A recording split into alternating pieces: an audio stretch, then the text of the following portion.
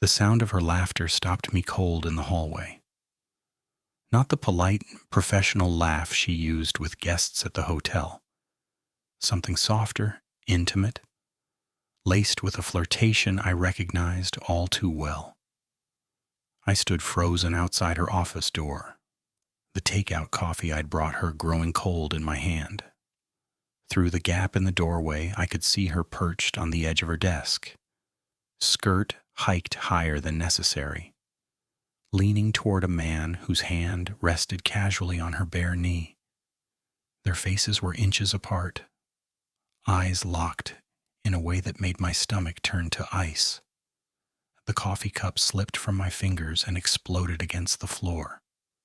The sound shattered the moment like a gunshot. They both jerked apart, her face cycling from shock to guilt to desperate calculation in the span of a heartbeat. She scrambled off the desk, words tumbling out in a panicked rush. But I didn't wait to hear them. I turned and walked away, my heart hammering so hard I could feel it in my throat. Behind me, her heels clicked frantically against the tile as she called my name. But I kept walking, got in my car, drove for hours through the rain-slicked streets with no destination, just the crushing realization that my entire marriage had been built on lies.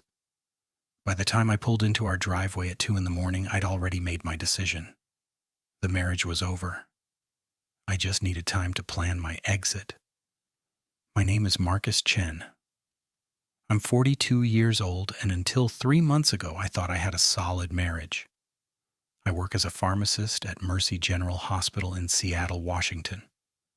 Steady work, decent pay, nothing glamorous. But it kept the lights on and put food on the table. I met Elena 7 years ago at a charity gala.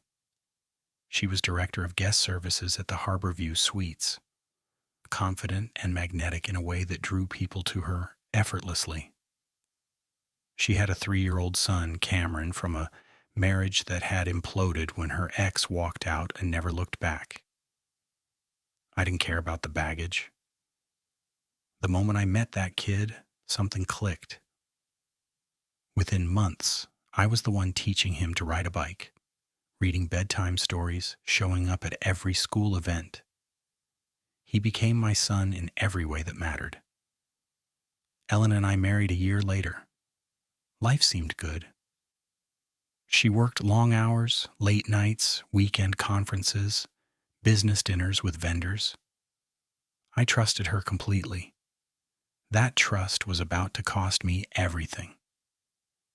The morning after I caught her, I called in sick for the first time in 3 years. I sat at the kitchen table nursing black coffee while Elena got Cameron ready for school, her movements jerky with anxiety. She kept glancing at me, waiting for the explosion that never came. Cameron bounced into the kitchen completely oblivious, backpack bouncing on his shoulders. "Morning, Marcus," he grinned. "Can we practice free throws after school?" I forced a smile that felt like broken glass. "Sure, buddy, we'll see." The moment the door closed behind them, I grabbed my laptop and started making calls. First call went to my college roommate, Derek, a financial advisor downtown. "Derek, I need your help. And I need you to keep this between us." "What's going on?" "Ellen is cheating. I'm leaving. But I need to do this right financially." There was a heavy pause. "Jesus, Marcus. Come by my office this afternoon. We'll figure it out." Second call went to a private investigator I'd found online. A woman answered, voice gravelly and no nonsense. "Cascade Investigations. This is Rita speaking." "I need someone followed," I said, my voice flat. "My wife. I need proof." "How long have you been suspicious?" "Since last night when I walked in on her with another man." Rita didn't miss a beat. "Understood. My rate is $150 an hour plus expenses." "Do it." By noon, I'd opened a separate bank account at a different institution and set up automatic transfers, small amounts Elena wouldn't notice. By the end of the week, I'd have enough tucked away to disappear if needed. That evening, Elena tried to corner me in the living room. She'd been crying, eyes red and puffy. "Marcus, we need to talk," she began, voice trembling. I looked up from my laptop. "Yeah, we do." She sat across from me, hands twisted together. "Last night wasn't what it looked like." I almost laughed. "Really?" "Because it looked like you were about to kiss a client in your office." Her face flushed deep red. "We weren't. He was being inappropriate, and I was trying to handle it professionally without—" "Stop." My voice was calm, cold. "Don't insult me with lies, Elena. I saw what I saw." Tears spilled down her cheeks. "It was a mistake. It didn't mean anything, I swear." "How long?" "What? How long has this been going on?" She looked away. "A few months. But it's over now. I'll end it, I promise." I stood up, grabbed my keys. "I'm going out." "Where are you going?" Panic crept into her voice. "Does it matter?" I walked past her without waiting for an answer.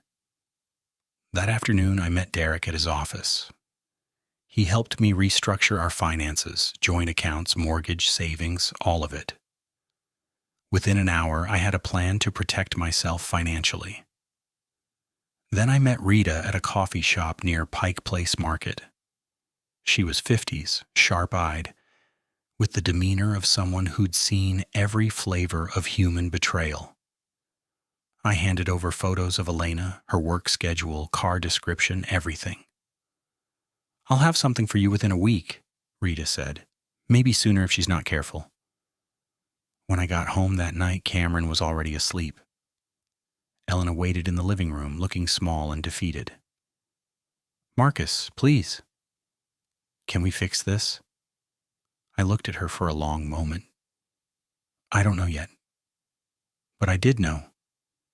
I just wasn't ready to say it out loud." Cameron asked me about it 3 days later. We were in the backyard shooting hoops, autumn sun hanging low, painting everything gold. He'd been quieter than usual all week.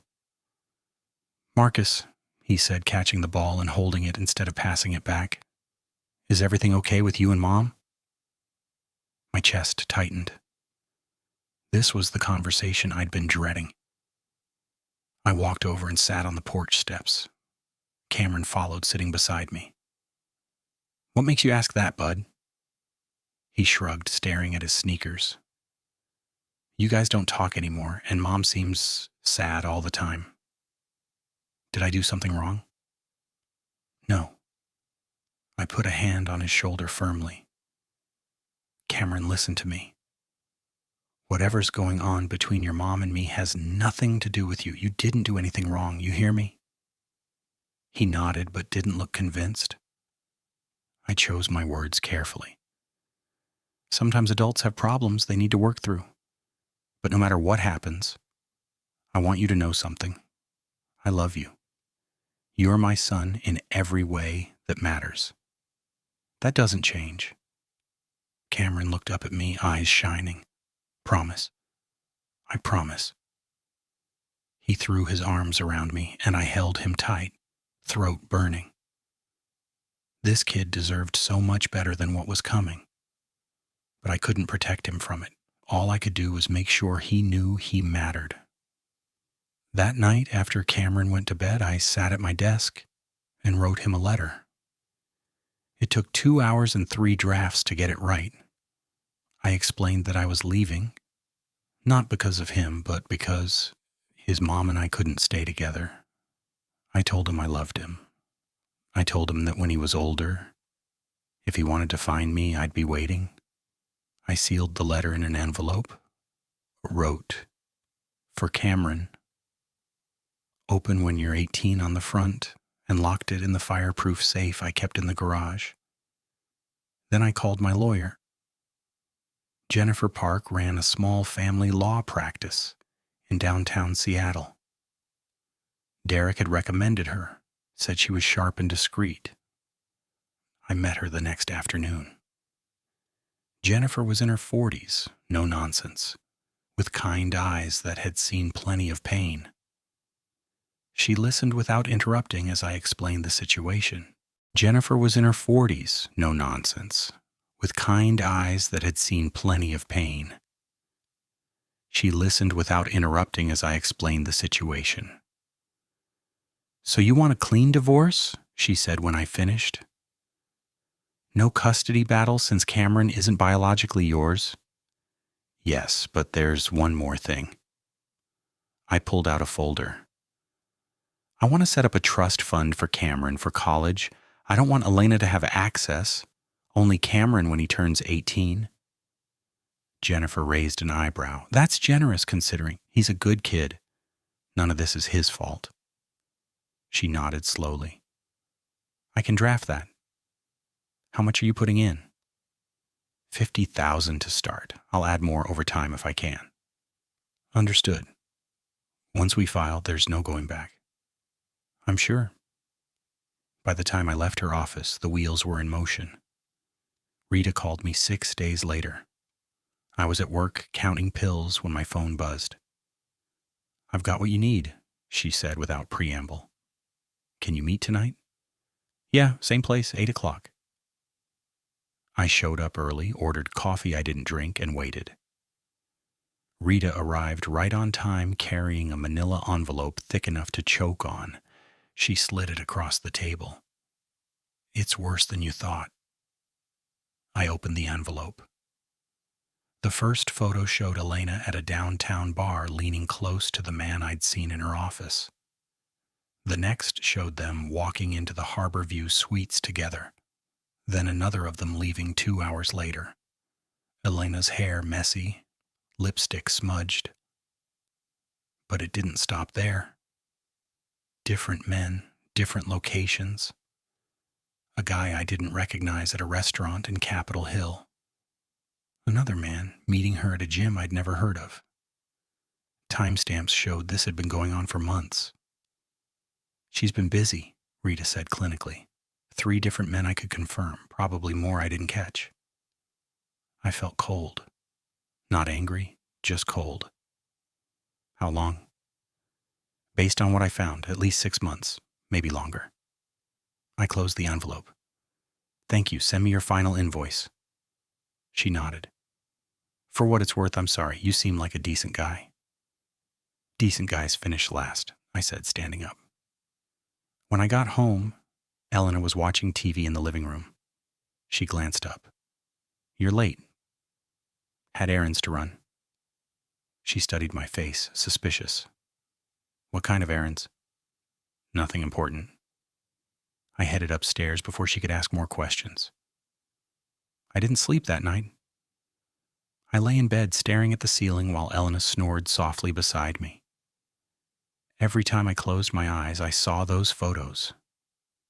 Not just the betrayal, the pattern, the calculation. She hadn't made a mistake. She'd made a choice, over and over again. By morning, I'd made my decision. It was time to move forward. I called Jennifer as soon as I got to work. "I've got the evidence. Let's file." "I'll have the papers ready by end of week," Jennifer said. "Once we file, she'll be served." "Are you prepared for that?" "Yeah, I'm ready." But even as I said it, I knew the hardest part wasn't the divorce. It was what came next. Telling Cameron walking away from the kid I'd raised as my own. That was going to haunt me for the rest of my life. Still, I couldn't stay. Not in this house. Not in this marriage. Not in this city. I had to disappear. The next 2 weeks felt like living in slow motion. I went to work, came home, smiled at Cameron, avoided Elena as much as possible. She knew something was wrong but didn't push. Maybe she thought if she kept quiet, I'd eventually forgive her. She was wrong. During lunch breaks, I met with Jennifer to finalize divorce papers. She drafted everything, division of assets, the trust fund for Cameron, all of it. Once we file and she's served, you need to be gone, Jennifer told me during our last meeting. If you stick around, she'll make this messy. I'm already working on it, I said. And I was. I'd been quietly applying for pharmacy positions in other states. Colorado seemed promising. Good pay, lower cost of living, far enough from Washington that Elena wouldn't think to look there. I had 3 interviews lined up, all phone calls scheduled for the following week. At home, I started packing. Nothing obvious, just things Elena wouldn't notice. Old photos, important documents, sentimental items my dad had given me before he passed. I packed them in boxes and stored them in the garage, hidden behind old camping gear. Cameron noticed, though. Kids always do. "Why are you putting stuff in boxes?" he asked one evening standing in the garage doorway. "Just organizing," I said. "You know how messy I can get." He didn't look convinced but didn't push. Instead, he walked over and helped me tape up a box. We worked in silence for a few minutes. "Marcus," he said quietly. "Yeah, bud." "If you leave, can I still call you?" My throat went tight. I set down the tape and looked at him. "Cameron, if I leave, it's not forever. When you're older, when you can make your own choices, you can find me, I promise. But I want to talk to you now," he said, voice breaking. I pulled him into a hug. I know, but sometimes life doesn't work the way we want it to." He cried into my shirt, and I held him until he stopped. When he pulled away, he wiped his eyes and nodded. "Okay," he said, "I'll wait." 3 days later, Jennifer called. "Papers are ready. We're filing tomorrow morning. The server will deliver them to Elena at her office tomorrow afternoon. You need to be gone by then." "I will be." That night, I loaded the last of my boxes into my truck.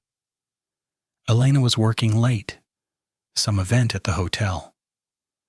Cameron was at a friend's house for a sleepover. Perfect window. I walked through the house one last time, turning off lights, locking doors. I stopped in Cameron's room and looked at his basketball trophies, his posters, the drawings he'd made in art class. I left an envelope on his pillow. Just a note telling him I loved him and that he could keep the basketball I'd bought him last summer. Then I got in my truck and drove away. I didn't look back. By 4 a.m., I was already 200 miles south on Interstate 5. The roads were empty, just the hum of my truck and the occasional semi passing in the opposite direction. My phone buzzed. Texts from Elena asking where I was. I ignored them. Around noon, I crossed into Oregon. I pulled into a rest stop near Eugene and checked my phone. 15 missed calls from Elena, 10 texts, 3 voicemails. I didn't listen to them. Instead, I called Derek. "Marcus, where the hell are you?" He answered immediately. "Heading to Colorado. Jennifer filed the papers this morning. Elena should have been served by now." Derek let out a long breath. "Man, she's been blowing up your phone. She called me twice already. She's losing it." "That's not my problem anymore." "What about Cameron?" I swallowed hard. "I left him a note. The trust fund's set up. He'll be taken care of." Derek was quiet for a moment. "You're doing the right thing, Marcus. I know it doesn't feel like it, but you are." "Thanks, man." "Where in Colorado are you headed?" "Denver. Got a job interview lined up at a pharmacy there. If that doesn't work out, I'll figure something else out." "Good luck. And Marcus, don't look back." I hung up and got back on the road. Over the next 3 days, I drove straight through, stopping only for gas and quick naps at rest areas. My phone kept buzzing. Elena, her parents, even a few of her friends. But I didn't answer. I changed my number the moment I crossed into Colorado. When I finally rolled into Denver, the city felt like a different world. The air was crisp and thin, the mountains looming purple in the distance, snow-capped even in late fall. I checked into a cheap motel off Colfax and slept for 12 hours straight. The next morning, I woke to a message from Jennifer. Ellen hired a lawyer. She's contesting the divorce. This might get messy. I called her back immediately. What does that mean? Jennifer's voice was calm. It means she's going to fight. She'll probably try to claim you abandoned the marriage, or that you owe her spousal support. But we've got evidence of her infidelity. She doesn't have a leg to stand on. How long will this take? Could be a few months. Maybe longer if she drags it out. But Marcus, you did everything right. You documented everything. You moved your money legally. She can't touch you. And Cameron? He's not your biological son, and you never legally adopted him. She can't claim child support. The trust fund is separate. She can't access it. I felt a weight lift off my chest. Okay, thanks, Jennifer. Just stay put and let me handle this. Don't contact Elena. Don't respond to her messages. Let the lawyers do the talking. I hung up and sat on the edge of the motel bed, staring out the window at the Denver skyline. For the first time in months, I felt like I could breathe. Elena was in the past. Cameron would be okay. And me?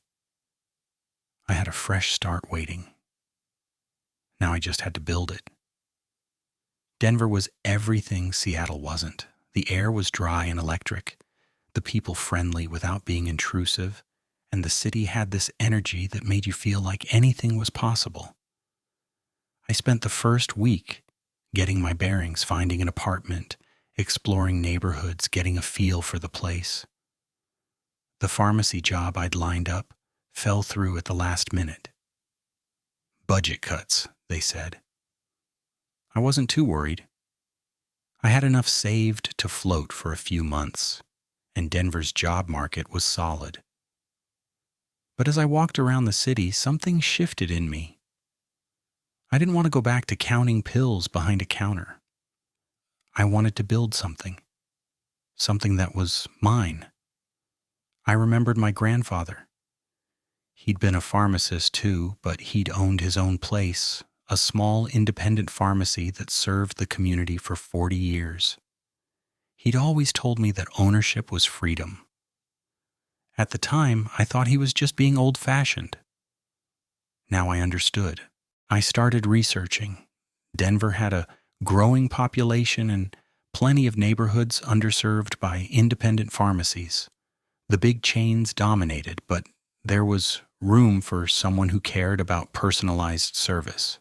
Within 2 weeks, I'd found a small commercial space in the Washington Park neighborhood. The rent was reasonable, the location perfect. Residential area, families, older folks who'd appreciate a pharmacist who knew their names. I met with a small business loan officer at a local credit union. She was skeptical at first. I was new to town, didn't have much credit history in Colorado. But when I showed her my business plan, my experience, and the capital I'd already saved, she came around. "You've done your homework," she said, leaning back in her chair. "I think we can make this work." 3 months later, I opened Chen Family Pharmacy. It wasn't much at first, just me and one part-time tech. But it was mine. Every prescription I filled, every customer I helped, felt like rebuilding myself piece by piece. Around that time, I met Sophia. She came in one afternoon looking for advice on her son's allergy medication. She was warm, genuine, with this easy laugh that made me smile for the first time in months. We started talking, and before I knew it, an hour had passed. "You really care about this stuff, don't you?" she said, smiling. "Yeah," I said, "I do." She came back a week later, then again the week after that. Eventually, I worked up the nerve to ask her to coffee. She said yes. Sophia was a physical therapist at Denver Health.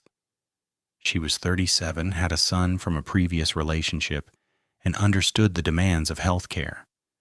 She didn't ask too many questions about my past, and I appreciated that. When I finally told her about Elena, about Cameron, she just listened. "You did what you had to do," she said quietly. "That takes strength." We took things slow, but within 6 months we were inseparable. Sophia grounded me in a way I didn't know I needed. She reminded me that not everyone was like Elena. The trust was still possible. Meanwhile, the pharmacy was thriving.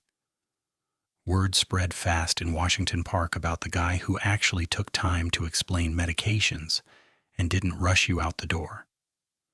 I hired another tech, then a second pharmacist.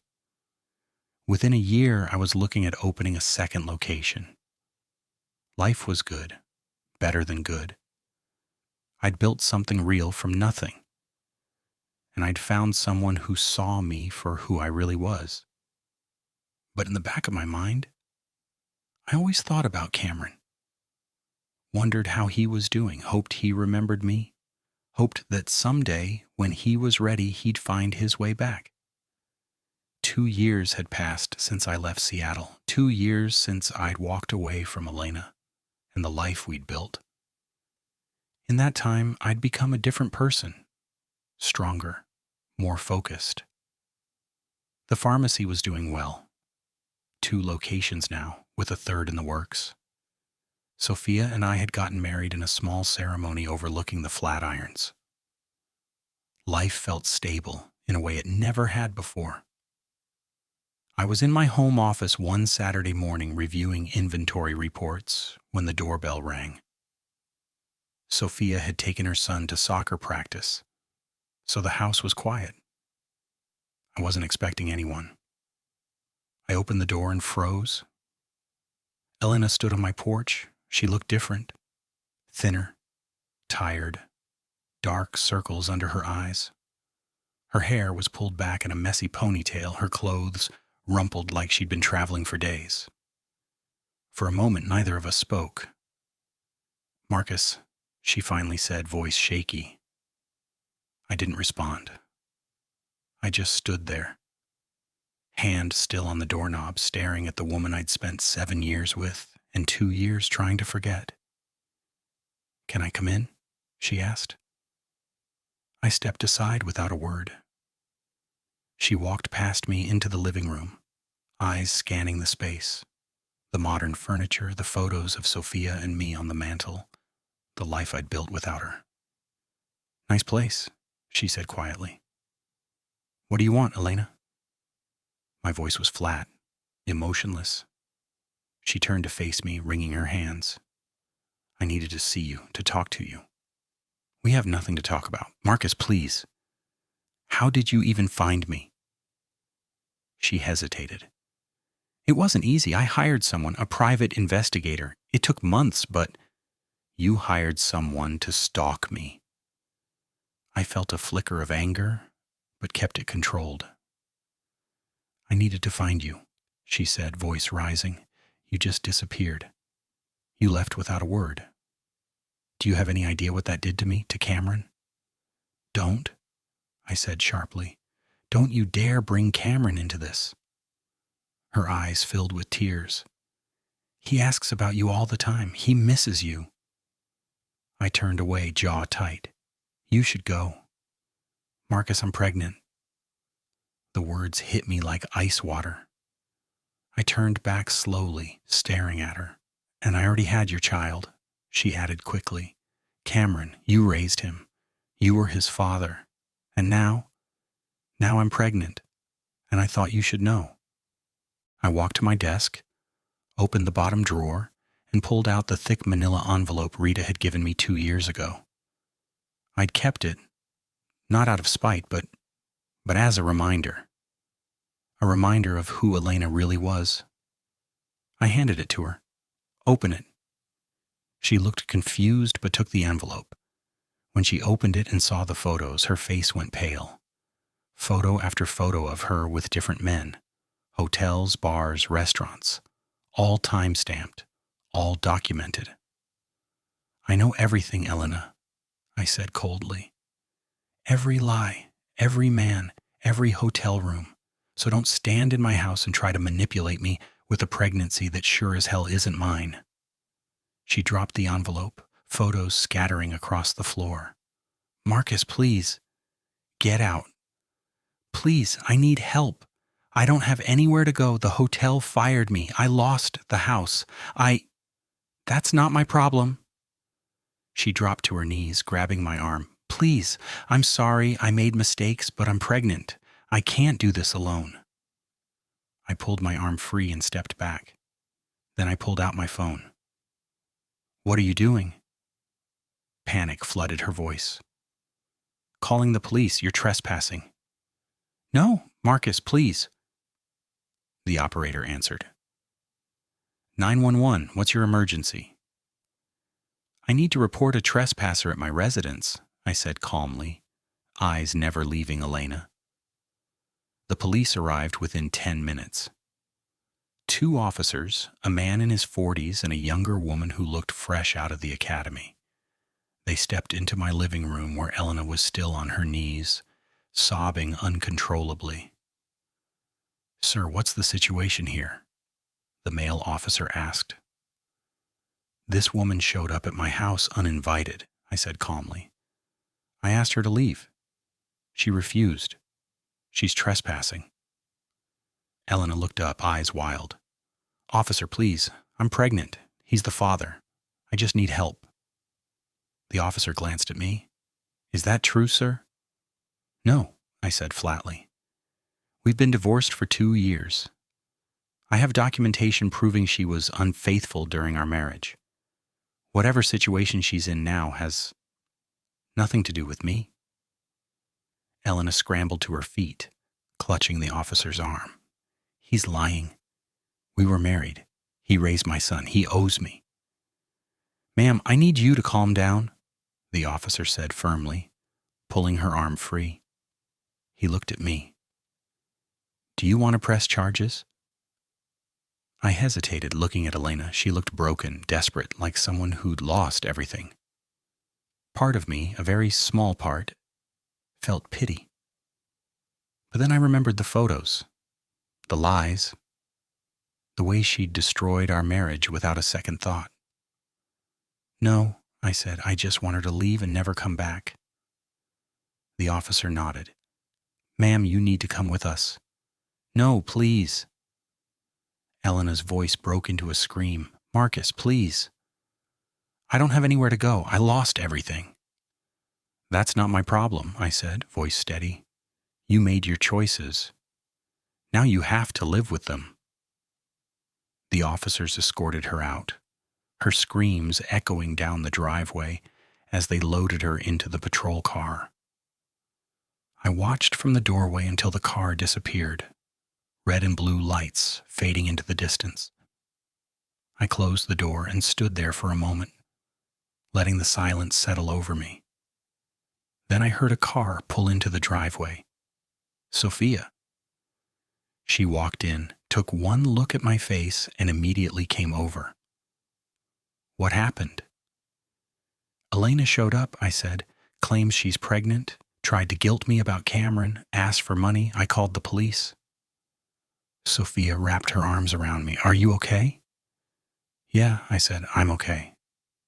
And I was. For the first time in 2 years, I felt completely free. The past had come knocking, and I'd closed the door on it for good. 3 days later, I got a call from an attorney in Seattle. Elena had tried to file a paternity suit, claiming the child she was carrying was mine. I wasn't worried. Jennifer was still my lawyer, and she handled it swiftly. "She's demanding a paternity test," Jennifer told me over the phone. "Fine," I said, "let's do it." 2 weeks later, I flew to Seattle for the court-mandated test.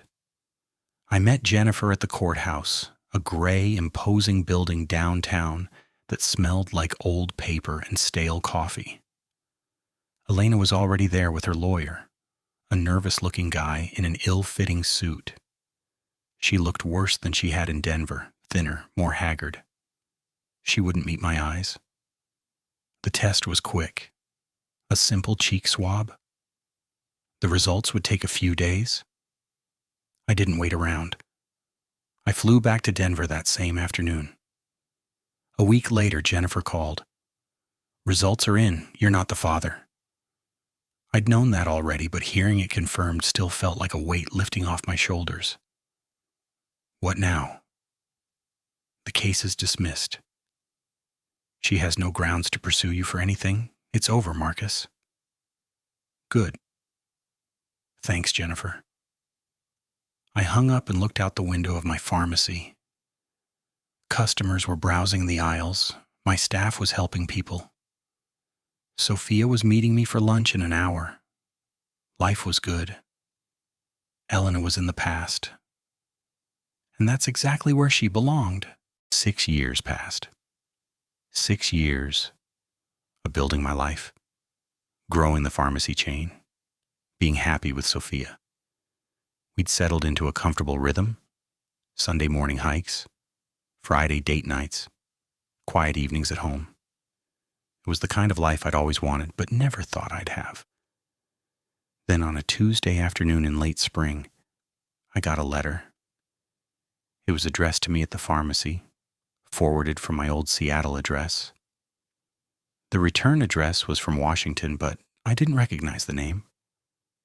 I opened it in my office during a break. The handwriting was neat but shaky, like someone nervous while writing. "Dear Marcus, my name is Cameron West. I don't know if you remember me, but you were married to my mom for 7 years. You were the closest thing to a dad I ever had." My hand started shaking. "I'm 18 now. I'm finishing high school in a few weeks, and I'll be going to college in the fall. A few months ago, I found out about a trust fund you set up for me. My mom never told me about it. When I asked her, she wouldn't talk about you at all. But I needed to know the truth, so I did some digging. I found the letter you left me, the one that said to open it when I turned 18. Mom had hidden it, but I found it when we moved apartments last year. I read it about 100 times, and I just want to say thank you. Thank you for being there when my real dad wasn't. Thank you for teaching me how to play basketball and helping me with homework and coming to my games. Thank you for not forgetting about me. I know why you left. I'm not a kid anymore. I understand now. And I don't blame you. I'm writing because I wanted you to know that I turned out okay. I'm starting at University of Washington in the fall, studying engineering. The trust fund is going to pay for most of it, which is amazing. I don't know how I can ever repay you for that. But more than the money, I just wanted to say that you were a good dad to me, the best I ever had. And if you're willing, I'd like to stay in touch. Maybe even visit sometime. I hope you're happy wherever you are. Your son, Cameron." I sat there for a long time, staring at the letter, tears running down my face. When Sophia came by the pharmacy later that afternoon, she found me still sitting there, letter clutched in my hand. "Marcus, what's wrong?" I handed her the letter. She read it silently, then looked at me with tears in her own eyes. "Are you going to write him back?" she asked. "Yeah," I said. "Yeah, I am." That night I sat down and wrote Cameron the longest letter I'd ever written. I told him how proud I was of him. I told him he could visit any time, that there would always be a place for him in my life. I told him that he'd been the best part of my marriage to his mother, and that leaving him had been the hardest thing I'd ever done. 3 weeks later, Cameron flew to Denver. I picked him up at the airport, and when I saw him walking toward me, tall, confident, looking so much older than the 10-year-old I'd left behind, I couldn't stop smiling. "Marcus," he said, grinning. "Cameron." We hugged, and it felt like no time had passed at all. Over the next few days, we caught up. He met Sophia. We went to a Rockies game. We talked about college, about his future, about everything. And when he left, he promised to come back during Christmas break. As I watched his plane take off, I realized something. I'd thought leaving Cameron was my biggest failure, but it wasn't, because I'd done everything I could to make sure he had a future. And now he was back in my life, not because I'd forced it, but because he'd chosen it. Life had a funny way of working out. Elena was gone, lost to whatever consequences her choices had brought. But Cameron was thriving, and that was all that mattered. I drove home to Sophia, to the life I'd built, to the future that was finally truly mine. And for the first time in years, I felt complete. If this story hit you, drop a like and let me know in the comments. Have you ever had to walk away from someone you loved to save yourself? How did you rebuild? Subscribe for more real stories about survival, second chances, and finding peace on the other side of betrayal. Share this with someone who needs to hear it. Thanks for listening.